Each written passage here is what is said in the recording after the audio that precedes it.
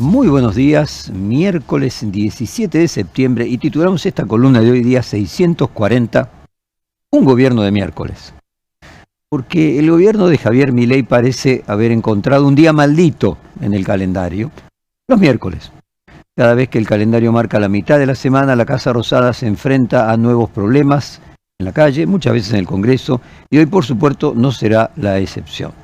La palabra miércoles proviene del latín vulgar, Mercuris dies, que significa día de Mercurio, en honor al dios romano del comercio, de los viajeros, de los mercaderes, y esa derivación es un rasgo común en las lenguas romances, como el español, donde la palabra se ha conservado y evolucionado del latín clásico de Mercuris dies.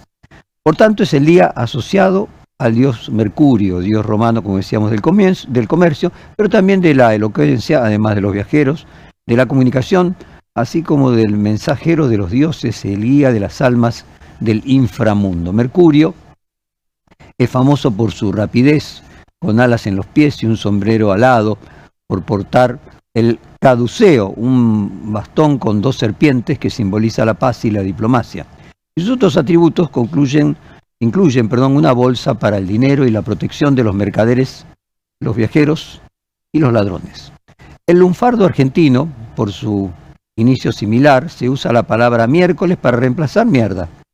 Se utiliza la palabra miércoles como eufemismo para evitar pronunciar la palabra mierda y así no blasfemar, esencialmente presencia de niños, de forma similar que otros términos que pueden tener connotaciones vulgares en el habla cotidiana.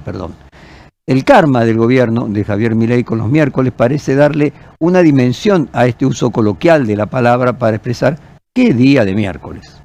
Entonces, toda la semana los jubilados y las jubiladas argentinas que se movilizan frente al Congreso reclamando jubilaciones dignas, medicamentos, servicios de salud accesible y un freno al ajuste que los afecta especial y profundamente.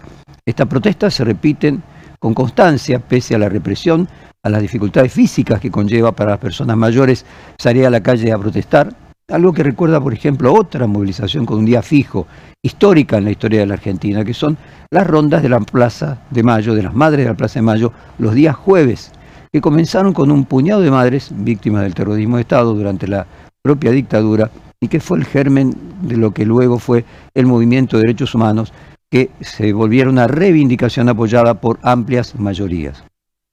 Las marchas de día fijo, entonces, condensan algo más que la protesta actual. Representan un acto de dignidad y en cada repetición semanal hay una afirmación de la existencia de esos derechos, como si la sola persistencia ya fuera un modo de resistir al olvido, a la indiferencia, al poder político, un seguimos acá, incluso cuando el Estado parece darle la espalda.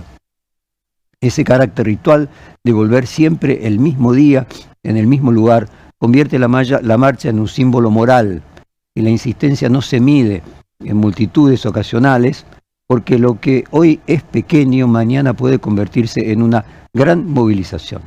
La constancia acumula legitimidad, así tanto las rondas de los jueves de la Madre de Plaza de Mayo como la de los miércoles de los jubilados trascienden lo inmediato, son una pedagogía de la perseverancia, una lección de la ciudadanía que interpela a generaciones enteras sobre la importancia de no abandonar aquellas causas que son justas. Pero además este miércoles confluyen otras reivindicaciones, ya que también está convocada la Marcha Federal Universitaria contra los recortes a las universidades y al mismo tiempo la oposición intentará revertir en el Congreso los vetos de Milei al financiamiento universitario y a la emergencia en pediatría. La convocatoria frente al Congreso reunirá dos sectores que representan extremos generacionales: los jubilados, castigados por años de ajuste, y los jóvenes estudiantes y docentes universitarios, asfixiados por un presupuesto que no alcanza para sostener el normal dictado de clases. Esta confluencia de edades nos hace pensar en la transversalidad del reclamo en un inicio que se decía que la juventud era el sector que más sólidamente apoyaba a Milei, pero sin embargo la contundencia del movimiento universitario que comienza a ponerlo en duda ya viene del año pasado con aquella gran marcha. Respecto a la sesión especial de la convocatoria por la oposición en diputados, el oficialismo ya sabe que los números en el Senado le serán adversos y que en diputados el margen está abierto. Por eso, la Casa Rosada jugó sus últimas cartas, que son giros de fondos a 4 provincias: Misiones, Entre Ríos, Santa Fe y Chaco, destinadas a emergencias específicas en cada jurisdicción, y hubo promesas de un presupuesto 2026 que dice poner en salud, en educación y en jubilaciones prioridad en el aumento del gasto. Pero a pesar de las afirmaciones del presidente respecto al presupuesto que enviará al Parlamento, muchos analistas han puesto la lupa en los números que afirman que es todo lo contrario y no es todo color de rosas. Los rectores universitarios, por ejemplo, advirtieron que los 4,8 billones de pesos previstos por Milei alcanzan a replicar lo ejecutado en 2025. Calculan, sin embargo, que el sistema necesita 7,3 billones, el 40% más, para funcionar sin parálisis. Cetera denunció que el gasto en educación medido sobre el Producto Bruto, recordarán cuando se había prometido que iba a ser el 6% del Producto Bruto, bueno, caerá de 1,48 en 2023 a 0,75 en 2026, una reducción bien significativa. Y ayer, durante el discurso en el Foro de Emprendedores Industriales en Paraguay, Javier Milei apuntó contra el movimiento universitario que enfrenta los recortes, y durante su discurso el presidente negó que vaya a cerrar universidades. Ya pasaron 20 meses desde que estamos en el poder y no lo hicimos. Vamos a escuchar a Milei ayer decir: estamos al día con las universidades. Durante la campaña del 2023 se las pasaron diciendo que yo iba a cerrar las universidades. Y sin embargo, las cuentas a las universidades, no solo que no se cerraron, sino que además tenemos las cuentas al día. Y algunas universidades, por ejemplo, no quieren ser auditadas. Y sin embargo, nosotros sí estamos poniendo los fondos. Bueno, recordemos que la movilización por la universidad pública fue la primera manifestación que rebalsó la Plaza de Mayo contra la motosierra de Milei el año pasado, y en ese entonces el gobierno se mantuvo firme, pero su imagen positiva era muy superior a la actual. Contaba con el crédito social para aplicar el ajuste, algo que hoy se ve mucho más comprometido. El artículo 30 del presupuesto, que elimina los pisos históricos de financiamiento en educación, ciencia y defensa, es una bomba de tiempo. Significa borrar de un plumazo garantías construidas durante décadas. La comunidad científica y la universitaria lo denuncian como un plan de destrucción del futuro. En el marco de la convocatoria de la movilización universitaria federal, la Universidad de Matanza realizó un video donde muestran una especie de apagón simbólico. Vamos a compartirlo con ustedes, dura 33 segundos.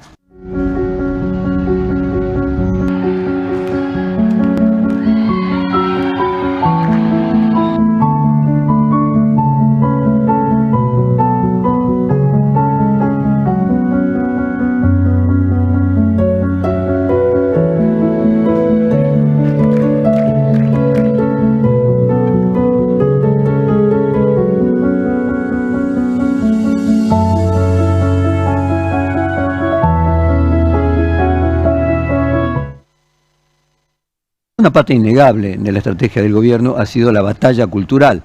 En reiteradas ocasiones, ideólogos del movimiento libertario como Agustín Laje han acusado a las universidades de ser lugares donde se infiltra la ideología marxista o se adoctrina a los adolescentes. Pero por fuera del discurso académico de Laje hay también espacios donde se expresan los pensamientos más reaccionarios y nefastos de la militancia libertaria. Nos referimos, por ejemplo, al canal de streaming Carajo, un espacio que tiene el privilegio de recibir a pocas semanas al presidente, al ministro de Economía, a diversos funcionarios, mientras se nos niegan a entrevistas a los periodistas que no pensamos como ellos. Y durante una transmisión de un programa de ese streaming, un influencer libertario, Gordo Leyes, dijo que si la Libertad Avanza gana en octubre, metería presos a los opositores y cerrarían la Universidad de Buenos Aires. Escuchemos estos 37 segundos increíbles. Demoler edificio de mierda es en la 9 de julio, que tiene a ese efesio fascista colgado arriba. La reforma en defensa. También, profundizarla, en todo caso. Seguridad. No, sí, por supuesto, ¿no? O sea, a ver, retomar la agenda de la seguridad local y por supuesto, meter a Cucas presos. Digo, meter a Grabois preso, meter a Jacobiti preso, cerrar la UBA. Digo, no, eso es una cosa. Todo eso es privatizaciones, bueno, todo eso es la agenda que se viene si en octubre gana la Libertad Avanza, y por eso los Cucas están desesperados. Increíble, ¿no? No somos nosotros los que le damos entidad a estos personajes, sino el propio gobierno, asistiendo y legitimándonos en sus programas. En salud, la situación es igualmente crítica de educación. El 17% del aumento del presupuesto que propone el gobierno no compensa los recortes de los 2 años previos. Los hospitales nacionales recibieron hasta 38% menos de fondos. En el Instituto Nacional de Cáncer, por ejemplo, que perdió más de la mitad de su presupuesto, y la Superintendencia de Servicios de Salud sufrió un derrumbe de 56%. O sea, un panorama que explica la centralidad simbólica de este miércoles, donde también concluye un paro de estatales convocado por ATE. El Congreso debatirá los vetos del gobierno, la calle se llenará de jubilados y estudiantes y el gobierno volverá a enfrentar un día de miércoles. El oficialismo ya viene con 2 derrotas electorales resonantes, la caída en la provincia de Buenos Aires, la serie de traspiés en el interior y el eslogan que intenta instalar Milei, lo peor ya pasó, suena a hueco frente a una realidad de una inflación que se proyecta en 24,5%, pero podría dispararse en cualquier momento si se descontrola el dólar, como pareciera estar ocurriendo durante los últimos días y lo pronostican la mayoría de los economistas serios para después de las elecciones. La oposición percibe la fragilidad. En diputados se cuentan los votos con la expectativa de que al menos la ley del Garrahan logre la ratificación, es decir, hacer caer el veto del presidente, y el Senado, el jueves, podría esperarle otra derrota segura, la insistencia contra la ley que obliga a coparticipar los aportes del Tesoro Nacional conocidos por el acrónimo de ATN, un reclamo muy sentido por todos los gobernadores y que explica el fracaso de lo que fue la convocatoria de la Mesa Federal, un refrito de aquel pacto de mayo que se intentó en julio del año pasado. Paralelamente, el ministro de Interior, Lisandro Catalán, y el jefe de gabinete, Guillermo Francos, negocian con las provincias a contrarreloj, ofreciendo fondos, promesas de obras, pero la desconfianza de los gobernadores es muy profunda, ¿no? Después de meses de incumplimientos, de maltratos, pocos se arriesgan a darle salvavidas político a Milei y creer las promesas del ministro de Interior y el jefe de gabinete. La movilización popular se monta sobre esta debilidad institucional. No es solo una protesta sectorial, es la expresión de un frente amplio que une a jubilados, estudiantes, médicos, docentes, trabajadores, científicos en un reclamo común, con un ajuste que castiga a sectores amplios, y la motosierra no ha parado de sumar adversarios cada vez más al gobierno. El miércoles será también un espejo del futuro, porque si el oficialismo no logra recomponer su relación en el Congreso, ni con la sociedad, y no logra recuperar la iniciativa, el horizonte se le empieza a nublar. Este lunes, durante su cadena nacional, Javier Milei pronunció lo que muchos consideraron un giro en su estrategia comunicacional en un momento de extrema debilidad política y económica. Se mostró con disposición al diálogo, a pesar de que el presupuesto presentado está repleto de estas inconsistencias.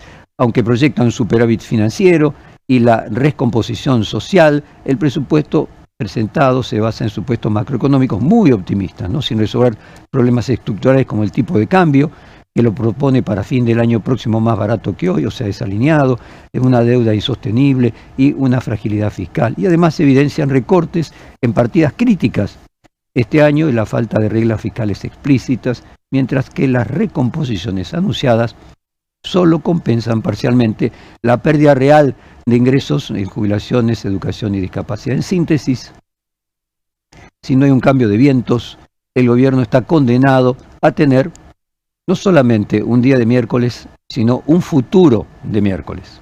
Milei apuesta a octubre como una tabla de salvación, confía en revertir en las urnas lo que perdió en el Parlamento y en las calles y lo que perdió en la provincia de Buenos Aires, pero las encuestas muestran un derrumbe en las expectativas económicas. El 57% que tenía optimismo en diciembre pasó ahora a 57% de pesimismo en septiembre. La magia de que estamos mal pero vamos bien se diluye. Vamos a ver estos datos de la consultora de Alessio Irol, Bernstein, lo tuvimos a Bernstein aquí la semana pasada, que fueron publicados ayer en Clarín. Son datos muy fuertes, porque cuando en diciembre de 2024 se le preguntaba a la gente cómo creía que estaría su situación económica al año siguiente, o sea, en un año, el 57% respondía mejor y el 34% peor. Ahora se dio vuelta. Un 57% piensa que va a estar peor y solo un 40% va a estar mejor. En ambos casos se completa el porcentaje con más o menos la misma cantidad de gente que no sabe. La clase media, que no recibe subsidios, ni quiere recibirlos, fue la más golpeada por el ajuste. Los sectores populares ven recortados sus ingresos y derechos básicos, y hasta los sectores privilegiados por Milei empiezan a mirar con desconfianza la falta de resultados concretos y la insustentabilidad de su plan. En este contexto, los miércoles funcionan como catalizadores. Son el día en que la política institucional y la movilización social confluyen, generando un escenario de máxima tensión. Lo que se juega hoy no es solo el destino de dos leyes vetadas por el gobierno, sino la capacidad del gobierno de sostener su reto y su relato frente a una realidad que lo desmiente continuamente. Mañana, jueves, llegará el turno del Senado y las nuevas votaciones adversas. Españolo y su plan de auditorías de discapacidad seguirá sumando capítulos de conflictividad social. Cada jornada acumula más presión sobre un poder ejecutivo que parece naufragar entre vetos y movilizaciones. Como desarrollamos al principio de esta columna, el origen del nombre del tercer día de la semana, que decíamos se basa en el dios romano Mercurio, lo que nos repite otra frase que se puso de moda últimamente y protagonizó memes y comentarios en redes sociales, que es Mercurio retrógrado. ¿Qué es Mercurio retrógrado? Comúnmente en la astrología se usa esta expresión para describir periodos en los que se cree que el planeta Mercurio aparenta moverse hacia atrás en su órbita desde la perspectiva de la Tierra. Y astrológicamente ese fenómeno se asocia con la confusión, con retrasos, con problemas de comunicación. Aunque el movimiento retrógrado es solo una ilusión óptica, la expresión se ha popularizado como una forma de explicar contratiempos cotidianos o situaciones complicadas de la vida personal y profesional. En ese lenguaje cotidiano, muchas personas usan la frase de manera informal para justificar pequeñas frustraciones o accidentes. Por ejemplo, alguien pierde un vuelo, experimenta un problema con su computadora o discute con su colega, puede atribuir el hecho a que Mercurio está retrógrado. De esta manera la expresión funciona como una especie de explicación mística que da sentido a eventos inesperados, aunque no haya evidencias científicas obviamente que respalde la influencia de los planetas en estas situaciones si lo tomamos con un poco de humor. Además, Mercurio retrógrado se ha convertido en un recurso cultural y mediático. Aparecen memes, en publicaciones, en redes sociales, muchas veces con un tono humorístico o irónico, y en este contexto la frase se ha transformado en una especie de símbolo popular para describir cualquier periodo de caos, desorganización o mala suerte, trascendiendo su origen estrictamente astrológico, lo tomamos obviamente como metáfora. Pero ¿superará el gobierno su Mercurio retrógrado? ¿Se le alinearán los planetas nuevamente a su favor? La pregunta ya no es si lo peor ya pasó, sino cuánto más se puede deteriorar la relación entre el oficialismo y la sociedad, porque ahora cada semana trae una nueva derrota y en la política argentina los símbolos pesan tanto como los números. El miércoles, los días miércoles entonces, se consolida como un espejo del presente político argentino, un día en que la fragilidad institucional de Milei y la movilización social se encuentran mostrando las tensiones acumuladas por un gobierno que parece perder el control del relato y de la gestión. Las marchas semanales no son solo actos de protesta, son símbolos de resistencia y pedagogía de la perseverancia que enseña la importancia de no abandonar las causas justas frente a un Estado que se muestra ausente con un presidente que se ha jactado de ser cruel. En la cultura romana, decíamos, Mercurio era el dios que protege a los mercaderes, a los viajeros y a los ladrones. Tres atributos que bien podrían ser atribuidos al presidente o a figuras de su entorno cercano. Es paradójico que el día asociado con esta deidad sea el menos esperado de la semana para este gobierno. Así que con un poco de humor vamos a cerrar esta columna con una canción, Mercurio retrógrado, de la Carroza Plástica.